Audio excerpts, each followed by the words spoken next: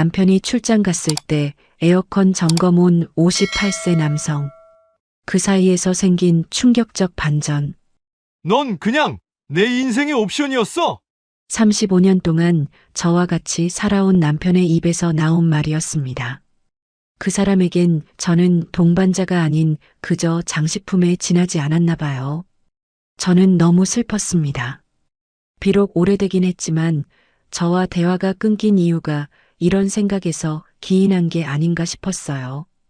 그렇게 남편이 나간 후 얼마 뒤 저기 의문의 남자가 저를 바라보고 있는데 이야기 시작 전 구독과 좋아요, 알림 설정 눌러주시고 여러분의 생각을 댓글로 남겨주세요.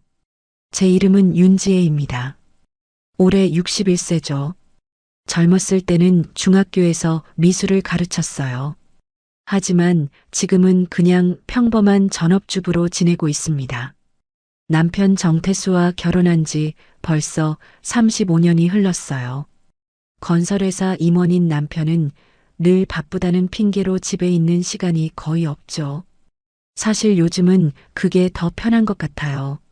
서로에 대한 정은 이미 말라버린 지 오래니까요. 그날도 남편은 아침 일찍 부산으로 출장을 떠났습니다. 언제 돌아와 묻지도 않았어요. 어차피 대답도 성의 없이 할 테니까요. 현관문이 닫히는 소리가 유독 크게 들렸던 그 아침, 저는 혼자 남은 집에서 커피를 마시며 창밖을 바라봤습니다. 7월 중순, 무더위가 기승을 부리는 날이었어요. 평소에도 말썽이었던 천장형 에어컨이 드디어 완전히 고장났습니다. 리모컨을 아무리 눌러도 미동도 하지 않더라고요. 선풍기 하나로는 도저히 견딜 수 없는 더위였죠. 관리사무소에 전화를 걸어 수리를 신청했습니다. 오늘 중으로 가능한가요? 간절히 물어봤죠. 다행히 오후에 기사님이 나올 수 있다고 했어요. 오후 4시쯤 초인종이 울렸습니다. 문을 열자 50대 후반으로 보이는 남자가 서 있었어요. 키가 크고 어깨가 넓은, 그런데 어딘지 모르게 조용한 인상의 사람이었죠. 에어컨 수리 나온 장인규입니다. 그가 명함을 건네며 말했어요. 목소리도 차분하고 안정적이었습니다. 무뚝뚝하지만 성실해 보이는 인상이었죠. 안으로 들어오세요. 제가 말하자 그는 신발을 가지런히 벗고 들어왔어요. 거실 천장을 올려다보며 에어컨 상태를 확인하더니 가방에서 도구들을 꺼내기 시작했습니다. 지혜님, 사다리 받쳐드릴게요. 그가 말했어요. 저는 괜히 얼굴이 붉어지는 걸 느꼈습니다. 언제 남편이 제 이름을 이렇게 정중하게 불렀던가 싶었거든요. 작업을 시작하기 전 그가 다시 말했어요. 지혜님, 리모컨 한번 작동시켜봐 주시겠어요? 제가 리모컨을 누르자 역시 아무 반응이 없었죠. 그런데 그 순간 저는 문득 깨달았습니다. 이 사람이, 오늘 처음 만난 이 사람이 제 이름을 벌써 3번이나 불렀다는 거요. 그것도 이렇게 자연스럽고 정중하게요. 가슴 어딘가가 묘하게 따뜻해지는 걸 느꼈어요.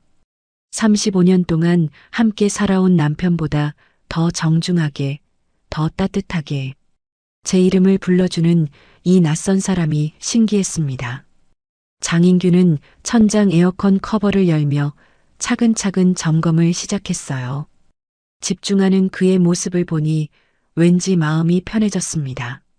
오랜만에 집에 온 기분 좋은 바람이 부는 것 같았어요. 에어컨 내부를 확인하던 장인규가 고개를 끄덕이며 말했습니다. 필터가 많이 막혔네요. 고압 세척을 해야겠어요. 그는 가방에서 작은 세척기를 꺼내더니 호스를 연결하기 시작했어요. 혹시 물이 튈 수 있으니 조금 떨어져 계시는 게 좋겠습니다. 그가 조심스럽게 말했죠. 하지만 저는 호기심이 생겨서 가까이에서 지켜보고 있었어요. 언제 이런 작업을 볼 기회가 있겠나 싶었거든요. 장인규가 세척기를 작동시키자 강한 물줄기가 분사되기 시작했습니다. 에어컨 내부에 쌓인 먼지와 때가 물과 함께 쏟아져 내렸어요. 정말 더러웠구나 싶었죠. 그런데 그 순간이었어요. 예상보다 훨씬 강한 물줄기가 갑자기 튀어나왔습니다. 장인규가 아타는 소리를 내며 호스를 잡으려 했지만 이미 늦었어요. 고압 세척수가 사방으로 튀어나가기 시작했죠. 거실 벽지가 젖고 소파 쿠션이 젖었어요. 그리고 바로 옆에 서 있던 제 흰색 블라우스도 물에 흠뻑 젖었습니다. 차가운 물이 몸에 닿는 순간 아하는 소리가 절로 나왔어요. 장인규는 급히 세척기를 멈추고 사다리에서 내려왔습니다. 얼굴이 붉어진 채로 말했어요. 정말 죄송합니다. 제가 적게 했네요. 목소리에 진심 어린 미안함이 가득했죠. 그가 가방에서 깨끗한 수건을 꺼내 제게 건넸어요. 이걸로 닦으세요. 정말 죄송합니다. 계속 사과하는 그의 모습이 오히려 미안했어요. 저는 수건을 받으며 웃었습니다. 정말 오랜만에 느끼는 자연스러운 미소였어요. 괜찮아요. 오히려 시원하네요. 정말 그랬거든요. 무더운 여름날 차가운 물이 몸에 닿으니 시원했어요. 그런데 그 말을 하고 나니 갑자기 어색해졌어요. 젖은 블라우스가 몸에 붙어 있는 것도 의식이 되고 장인규와 마주친 시선도 어색했죠. 우리는 잠시 말없이 서 있었어요. 장인규도 어색한 웃음을 지었습니다. 그래도 옷이 젖었는데 그가 말했어요. 저는 고개를 저으며 정말 괜찮다고 했지만 왠지 모르게 가슴이 두근거리기 시작했어요. 이상했어요. 평범한 수리 현장에서 일어난 작은 해프닝일 뿐인데 심장이 이렇게 뛸 이유가 없었거든요. 그런데 장인규가 진심으로 사과하는 모습을 보니 가슴 한켠이 따뜻해졌습니다. 35년 동안 남편과 살면서 이런 진심 어린 사과를 들어본 적이 언제였나 싶었어요. 작은 실수에도 이렇게 정중하게 사과하는 사람이 있다는 게 신기했죠. 젖은 블라우스보다 먼저 흔들린 건 제 마음이었을지도 모르겠어요. 묘한 정적이 흘렀습니다. 에어컨 수리라는 평범한 일상 속에서 느끼는 이상한 떨림이었어요. 남편이 있는 집에서 처음 만난 남자와 이런 감정을 느끼다니요. 스스로도 당황스러웠지만 동시에 오랜만에 느끼는 설렘이기도 했습니다.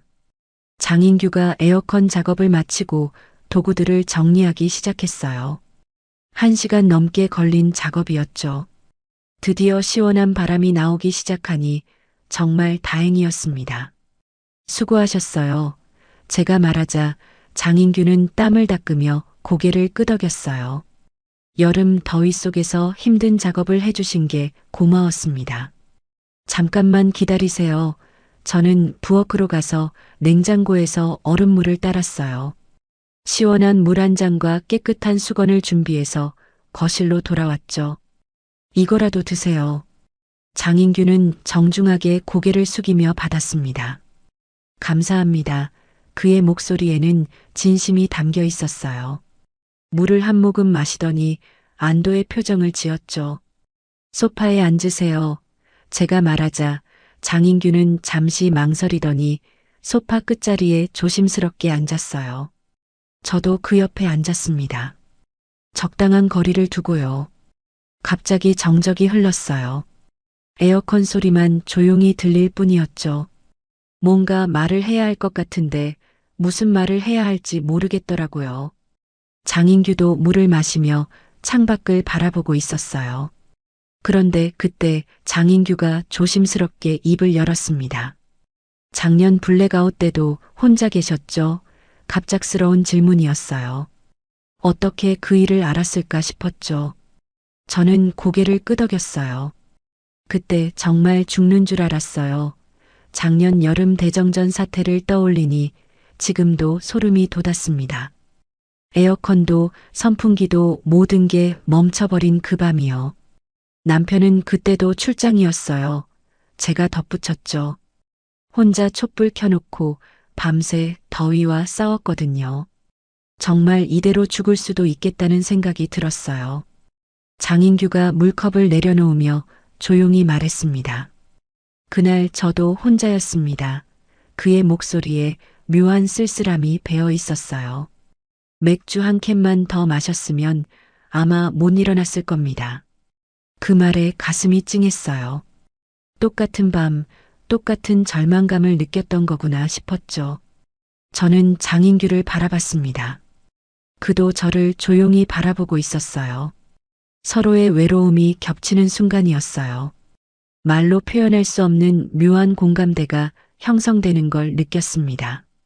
35년 동안 남편과 살면서도 느껴보지 못한 감정이었죠. 말없이 바라본 시선에 작은 떨림이 맺혔습니다. 그 순간 저는 깨달았어요. 외로움이라는 게 단순히 혼자 있는 게 아니구나. 누군가와 함께 있어도 느낄 수 있는 감정이구나 하고요. 장인규의 눈빛에서 저와 같은 외로움을 읽을 수 있었어요. 이 사람도 누군가를 그리워하며 살고 있구나. 이 사람도 혼자라는 무게를 견디며 살고 있구나 싶었습니다. 시간이 멈춘 것 같았어요. 에어컨에서 나오는 시원한 바람이 우리 사이를 지나갔지만 가슴 한켠은 이상하게 따뜻했습니다. 장인규가 떠난 후 이틀이 지났어요. 집은 다시 조용해졌지만 뭔가 달랐습니다. 에어컨에서 나오는 시원한 바람을 느낄 때마다 그때의 대화가 떠올랐거든요. 작년 블랙아웃 때 느꼈던 외로움을 함께 나눈 그 순간 말이에요. 오후 6시쯤 현관문이 열리는 소리가 들렸습니다. 남편 정태수가 부산 출장을 마치고 돌아온 거였어요. 무거운 발걸음 소리가 현관에서 거실로 이어졌죠. 다녀왔어. 짧게 인사하는 남편의 목소리에는 피로가 묻어 있었어요. 저는 부엌에서 수고했어라고 대답했지만 남편은 대답 대신 소파에 털썩 주저앉았습니다. 언제나처럼 남편은 집에 들어서자마자 리모컨부터 찾았어요. TV를 틀고 뉴스를 보기 시작했죠. 저는 저녁 준비를 하면서 남편의 모습을 슬쩍 바라봤습니다. 2박 3일 출장이었는데 인사조차 제대로 나누지 않는 게 이상하지도 않았어요. 이미 익숙해진 일상이었거든요. 1시간쯤 지났을까요? 남편이 맥주를 마시며 집안을 무심하게 훑어봤어요. 그러다 거실 테이블 위에 놓인 작은 미니 선풍기를 발견했습니다. 장인규가 에어컨 수리를 마치고 가면서 서비스로 놓고 간 거였어요. 남편의 눈빛이 변했어요. 이거 뭐야? 맥주캔을 내려놓으며 물었죠. 목소리에 의심이 섞여 있었습니다. 에어컨 수리기사님이 서비스로 주셨어. 저는 담담하게 대답했어요. 별것 아닌 일인데 왜 이렇게 예민하게 구는지 이해가 안 됐거든요. 누가 줬다고 남편의 목소리가 높아졌어요. 남자한테 그런 걸 왜 받아? 마치 제가 무슨 잘못이라도 한 것처럼 말하는 거였어요. 저는 설거지를 하던 손을 멈췄습니다. 서비스로 주신 건데 뭐가 문제야? 평상시라면 그냥 넘어갔을 텐데 이상하게 기분이 나빴어요. 그걸 꼭 여기 놔둬야 돼. 남편은 미니 선풍기를 집어들며 말했어요. 이런 거 받으면 안 되는 거 몰라. 그 순간 저는 깨달았어요. 남편이 화내는 이유가 뭔지 말이에요. 그는 제가 다른 남자로부터 뭔가를 받았다는 사실 자체가 못마땅한 거였죠. 하지만 정작 35년 동안 저에게 이런 작은 선물 하나 해본 적이 있었던가요? 그럼 버리면 되잖아. 저는 차가운 목소리로 말했어요. 설거지를 계속하면서요. 남편은 미니 선풍기를 들고 이리저리 살펴봤어요. 마치 증거물을 찾는 것처럼 말이에요. 이런 거 받으려면 미리 말이라도 해야지. 에어컨 고치러 온 사람이 서비스로 준 걸 일일이 허락받고 받아야 해. 제 목소리에도 짜증이 섞였어요. 왜 이렇게 트집을 잡는지 이해할 수 없었거든요. 남편은 맥주를 한 모금 마시더니 선풍기를 테이블에 다시 놓았어요. 하여튼 조심해. 그리고는 다시 TV에 시선을 고정했죠. 저는 말없이 설거지를 마저 했습니다. 찬물에 손을 담그고 있으니 며칠 전 젖었던 블라우스가 떠올랐어요. 그때 장인규가 진심으로 사과하던 모습과 지금 남편의 모습이 대조적이었죠. 30년 동안 남편이 저를 이렇게 뚫어져라 본 적이 있었던가요?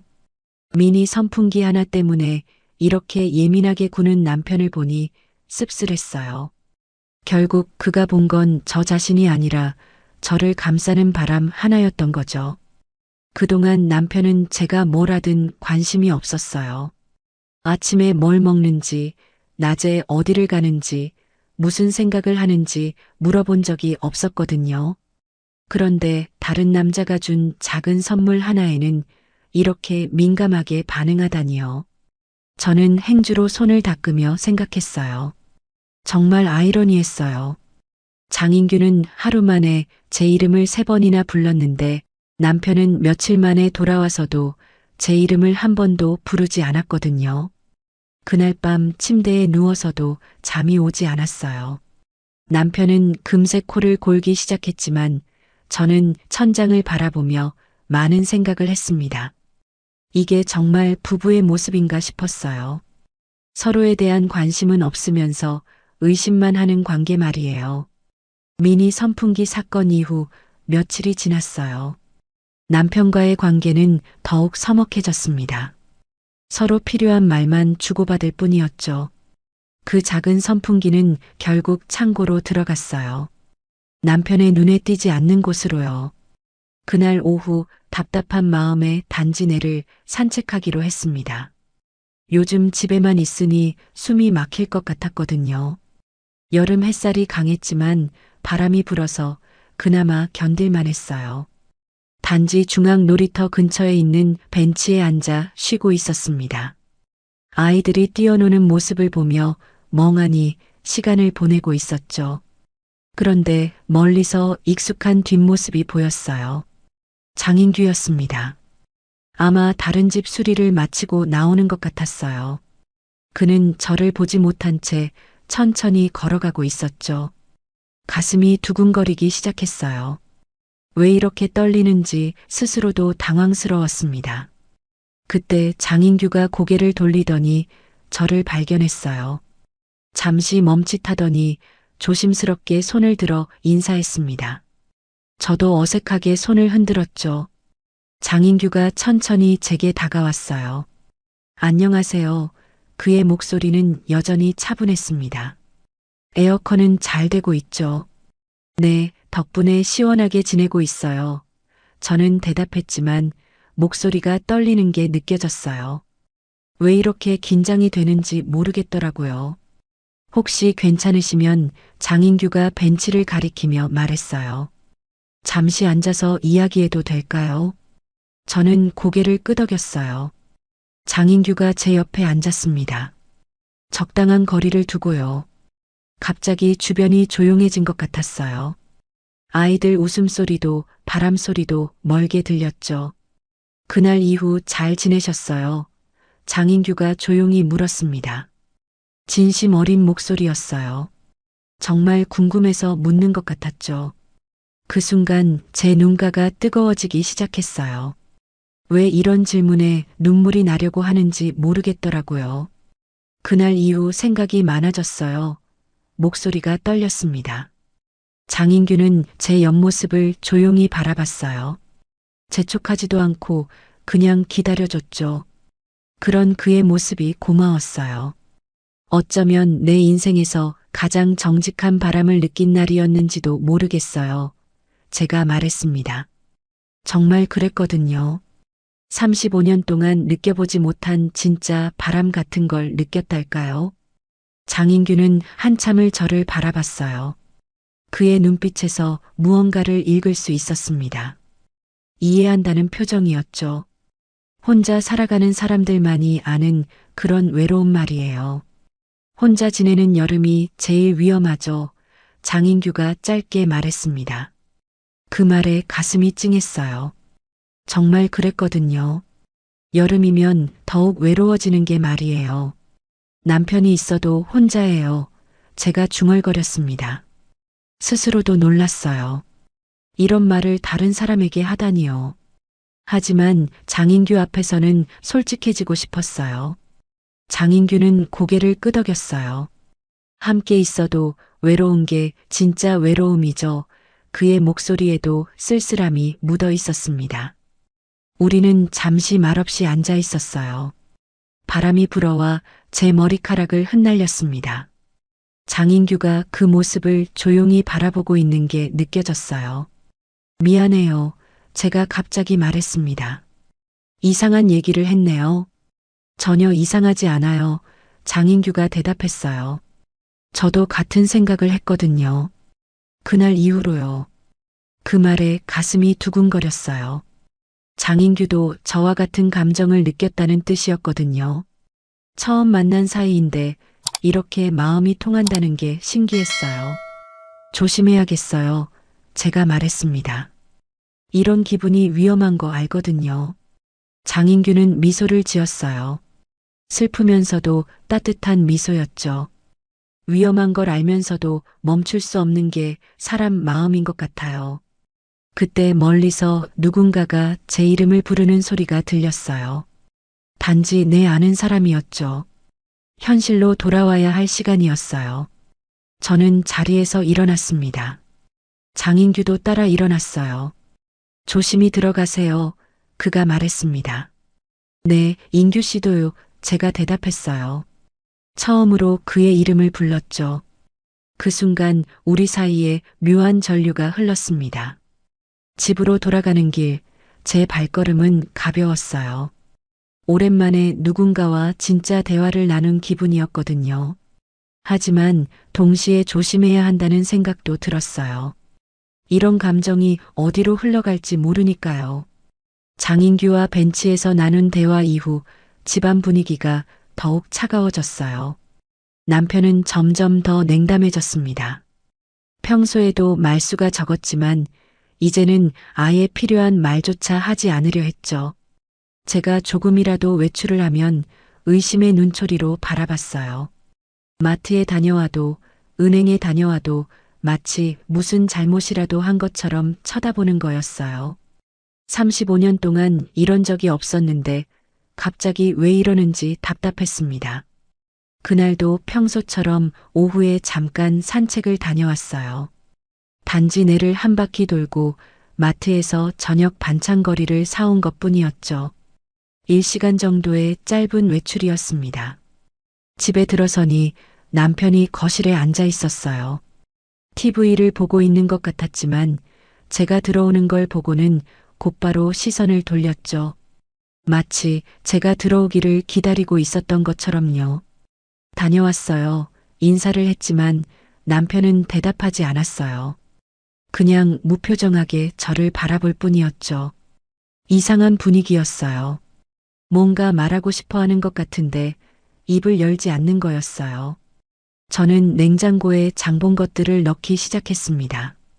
우유, 달걀, 야채들을 하나씩 정리하고 있는데 갑자기 남편이 일어났어요. 그리고는 아무 말도 없이 냉장고 문을 탁 닫았습니다. 깜짝 놀라서 남편을 바라봤어요. 왜 그래요? 물어보려던 순간 남편이 입을 열었습니다. 너 요즘 어디 다녀? 차갑고 날카로운 목소리였어요. 뭐 숨기는 거 있어? 순간 당황스러웠어요. 숨길 게 뭐가 있다는 건지, 갑자기 왜 이런 말을 하는 건지 이해할 수 없었거든요. 무슨 소리야? 산책 다녀온 거 당신도 알잖아. 산책이면 30분이면 되는데 왜 1시간씩 나가 있어? 남편의 목소리가 더 높아졌어요. 요즘 자꾸 밖에 나가더라. 정말 어이없었어요. 35년 동안 제가 어디 가든 관심도 없던 사람이 갑자기 왜 이러는 건지요. 마트도 갔다 왔어요. 저녁 반찬 사러. 그래, 그게 다야. 남편이 팔짱을 끼며 말했어요. 다른 건 없고. 그 순간 화가 났어요. 이런 추궁을 받을 이유가 없었거든요. 당신은 왜 제가 목소리를 높였습니다. 한 번도 날 궁금해하지 않았어. 남편이 눈살을 찌푸렸어요. 뭔 소리야? 35년 동안 내가 뭘 생각하는지, 뭘 원하는지, 어떻게 지내는지 물어본 적 있어요. 제 목소리에 감정이 섞이기 시작했어요. 그런데 갑자기 왜 이래요? 남편은 잠시 말이 없었어요. 그러더니 고개를 돌리며 한마디 던졌습니다. 궁금해할 이유가 없었으니까. 그 말에 가슴이 철렁했어요. 하지만 진짜 충격은 그 다음이었습니다. 남편이 돌아서며 말했어요. 넌 그냥 내 인생의 옵션이었어. 그 순간 시간이 멈춘 것 같았어요. 제 눈동자가 완전히 멈춰버렸습니다. 옵션이라니요. 35년의 결혼 생활이 함께 보낸 그 모든 시간들이 부속품이었다는 선언이었어요. 냉장고 문에 기대선 채로 그 말을 되새겼어요. 옵션. 필수가 아닌 선택사항. 있어도 그만, 없어도 그만인 존재. 제가 남편에게 그런 의미였다는 거였어요. 가슴이 너무 아팠어요. 외도당한다면 배신감이나 분노를 느꼈을 텐데 이 말은 그보다 더 깊이 심장을 찔렀습니다. 제 존재 자체를 부정당한 기분이었거든요. 남편은 그 말을 하고는 아무렇지도 않게 거실로 돌아갔어요. 마치 날씨 얘기라도 한 것처럼 태연했죠. 그런 남편의 모습이 더 충격적이었어요. 저는 그 자리에 서서 울컥하는 감정을 참으려 했어요. 35년이라는 시간이 한순간에 무너지는 느낌이었습니다. 그동안 뭘 위해 살아왔나 싶었어요. 옵션. 그 단어가 머릿속에서 맴돌았어요. 정말 그랬나요? 저는 남편에게 그저 편의상 있는 존재였을 뿐일까요? 사랑이나 애정 같은 건 처음부터 없었던 걸까요? 눈물이 흘러내렸어요.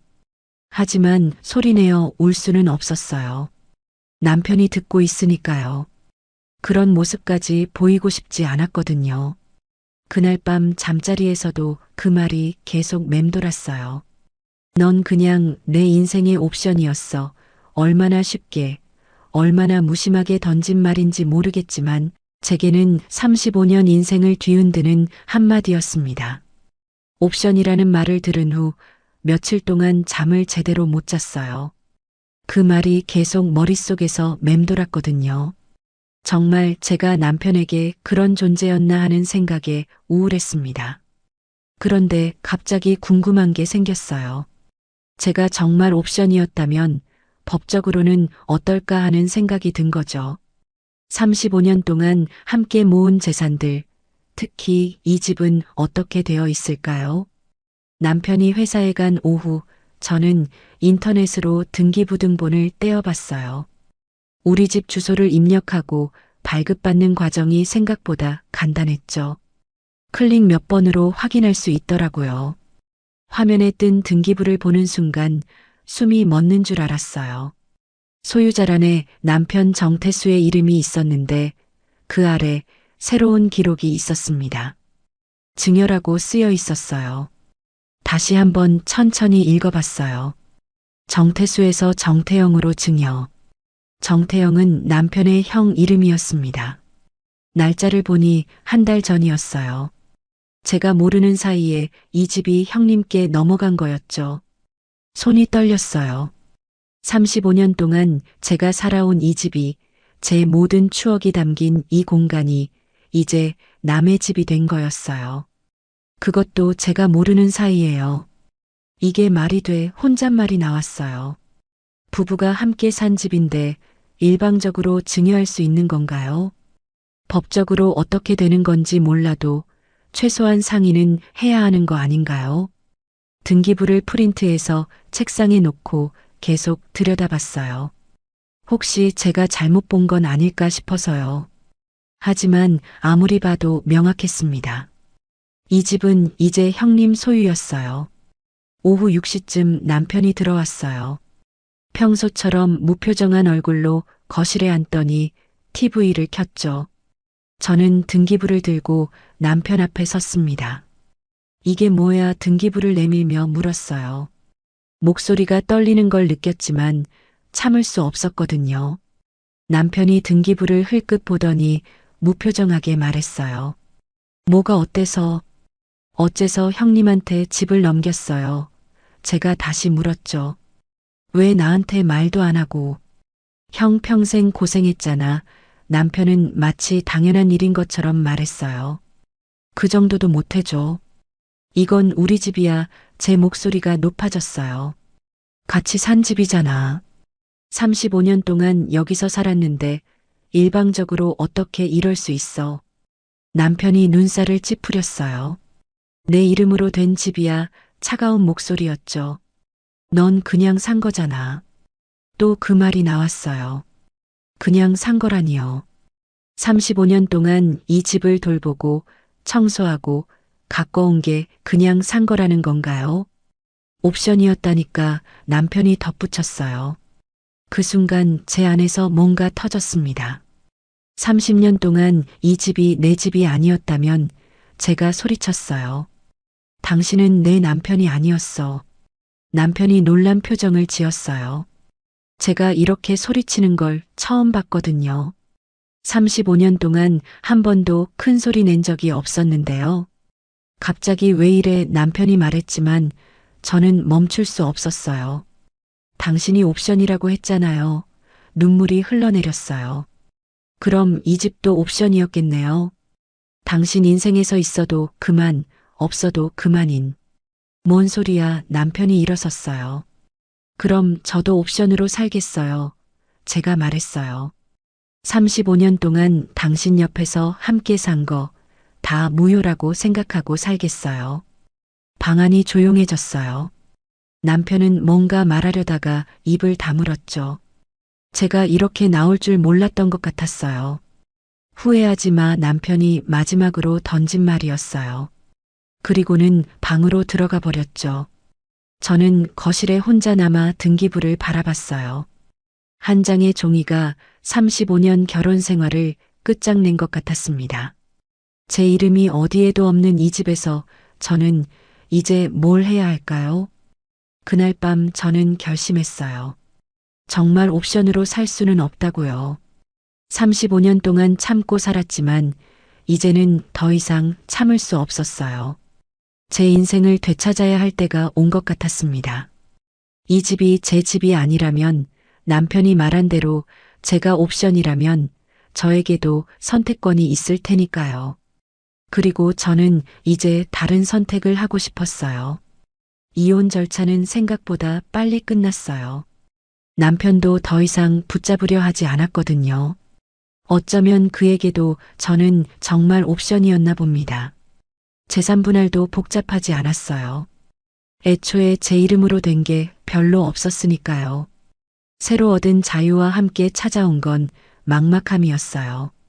61세의 나이에 혼자 살아가야 한다는 현실이 두려웠습니다. 하지만 동시에 마음 한켠에서는 해방감도 느꼈어요. 더 이상 눈치 보며 살지 않아도 되니까요. 작은 빌라를 얻었어요. 35년 동안 살던 아파트에 비하면 정말 작았지만 오롯이 제 공간이라는 게 좋았습니다. 25평 투룸이었는데 저 혼자 살기에는 충분했어요. 이사를 마치고 보니 가장 필요한 게 에어컨이었어요. 벽에 달린 오래된 에어컨은 작동도 제대로 안 됐거든요. 새로 설치해야 했습니다. 그때 문득 장인규가 떠올랐어요. 벌써 몇 달 전 일이었지만 그때의 따뜻했던 대화가 생각났습니다. 다른 업체를 불러도 되겠지만 왠지 그에게 부탁하고 싶었어요. 명함을 꺼내 전화를 걸었어요. 몇 번의 신호음 후에 익숙한 목소리가 들렸습니다. 안녕하세요, 장인규입니다. 안녕하세요. 지혜예요. 제가 말하자 잠시 침묵이 흘렀어요. 몇 달 전에 에어컨 수리해 주셨던 네, 기억해요. 장인규의 목소리가 밝아졌어요. 안녕하세요. 어떻게 지내셨어요? 이사를 했어요. 제가 말했습니다. 새 집에 에어컨을 설치해야 해서 연락드렸거든요. 그러셨군요. 장인규가 말했어요. 언제 가능하신지 말씀해 주세요. 다음 날 오후에 장인규가 왔어요. 예전보다 조심스러워 보였는데 아마 제 상황이 바뀐 걸 눈치챈 것 같았어요. 작은 빌라를 보며 새 집이 아늑하네요 라고 말했죠. 예전보다 훨씬 작지만 제 공간이라서 좋아요. 제가 대답했어요. 그 말에 장인규가 고개를 끄덕였습니다. 뭔가 이해한다는 표정이었어요. 에어컨 설치 작업이 시작됐어요. 벽에 구멍을 뚫고 실외기를 설치하는 과정을 지켜보니 마음이 차분해졌습니다. 새로운 시작이라는 생각이 들었거든요. 어려운 결정하셨네요. 작업 중간에 장인규가 조심스럽게 말했어요. 혼자 사는 것도 용기가 필요한데. 어려웠어요. 솔직하게 대답했어요. 하지만 이제 후회하지 않아요. 옵션으로 살 수는 없더라고요. 장인규가 잠시 작업을 멈추고 저를 바라봤어요. 옵션이요. 남편이 그렇게 말했거든요. 제가 그의 인생에서 옵션이었다고 말하고 나니 가슴이 뻥 뚫린 기분이었어요. 35년 동안 옵션으로 살았다니까요. 그런 말을 하다니 장인규의 목소리에 분노가 섞였어요. 사람을 옵션이라니요. 그의 반응이 고마웠어요. 누군가가 제 편에서 화내주는 걸 보니 마음이 따뜻해졌거든요. 이제 저도 제 선택을 하기로 했어요. 2시간 정도 걸려 에어컨 설치가 완료됐어요. 장인규가 리모컨을 테스트해 보더니 제게 건넸습니다. 이제 시원하게 지내실 수 있을 거예요. 리모컨을 받아들며 말했어요. 이제 진짜 시원한 바람이 부는 집이 된 것 같아요. 정말 그랬거든요. 제 의지로 고른 에어컨, 제 돈으로 산 에어컨에서 나오는 바람이 달랐어요. 장인규가 살짝 웃으며 대답했습니다. 그럼 이제 당신한테도 새로운 바람이 불겠네요. 그 말에 가슴이 따뜻해졌어요. 정말 그런 것 같았거든요. 새로운 집, 새로운 삶, 새로운 바람. 모든 게 새롭게 시작되는 기분이었어요. 창문 너머로 햇살이 조용히 들어왔어요. 예전 집에서는 느끼지 못했던 평화로운 빛이었죠. 남편 눈치를 보지 않아도 되고 제가 하고 싶은 대로 할 수 있는 공간에서 느끼는 햇살이었어요. 이제야 처음으로 숨을 제대로 들이킬 수 있었어요. 35년 동안 참아왔던 숨을, 억눌렀던 감정을, 포기했던 꿈들을 다시 꺼낼 수 있을 것 같았습니다. 감사해요. 제가 장인규에게 말했어요. 에어컨뿐만 아니라 여러 가지로요. 제가 뭘 했다고요? 장인규가 겸손하게 말했지만 그의 눈빛은 따뜻했어요. 새로운 시작을 응원합니다. 장인규가 떠난 후 혼자 남은 집에서 에어컨 바람을 맞으며 생각했어요. 61세에 시작하는 새 인생이지만 늦지 않았다고, 이제야 진짜 제 인생이 시작되는 거라고 말이에요.